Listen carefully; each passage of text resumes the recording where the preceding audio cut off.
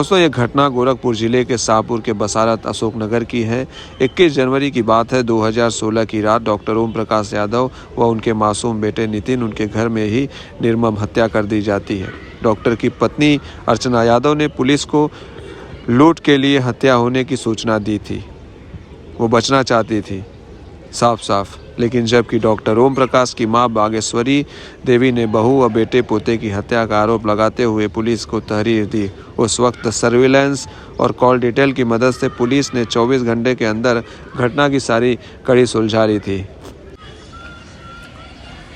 अर्चना अपने ससुराल वालों से प्रेम संबंध छिपाने के लिए प्रेमी से दूसरे सिम कार्ड से बातें किया करती थी, और जब बातें उसकी हो जाया करती थी तो वो सिम कार्ड निकाल के रख दिया करती थी, फिर से वो अपने पुराने सिम कार्ड लगा लिया करती थी।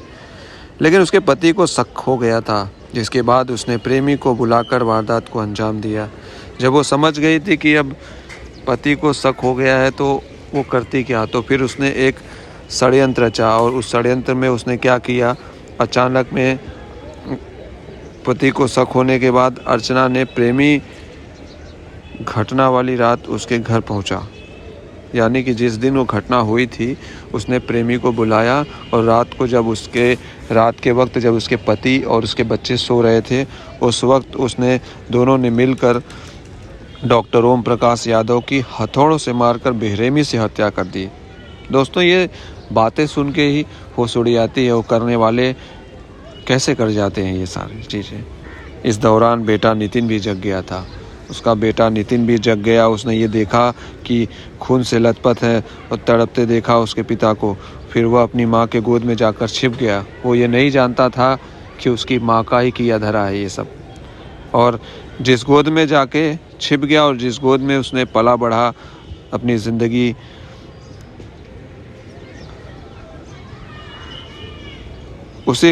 उसी अर्चना ने प्रेमी के साथ मिलकर बेटे को मारने की बात कही, लेकिन उसके पति ने यानी कि उसके आशिक ने ये बात से इनकार कर दिया। उसके बाद जिस माँ के कलेजे के टुकड़े को अगर हल्की सी खरोच आ जाए तो माँ का दिल दहल जाता है, उसी माँ ने अपने बेटे को मौत के घाट उतार दिया। और ये बात बहुत ही शर्मसार करने वाली थी, जिसके बाद अर्चना ने खुद ही अपने बेटे को गला घोंटकर उसकी हत्या कर दी। और अर्चना यादव और उसके प्रेमी अजय यादव की दोस्ती फेसबुक के जरिए हुई थी।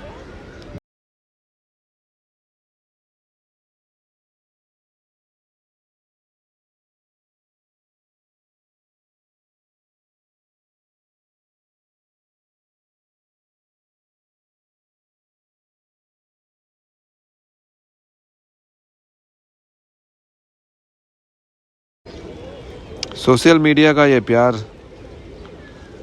कितना भारी पड़ गया कि कितनी ज़िंदगियों को बर्बाद कर दिया इसने। दोनों का प्यार परवान चढ़ा था।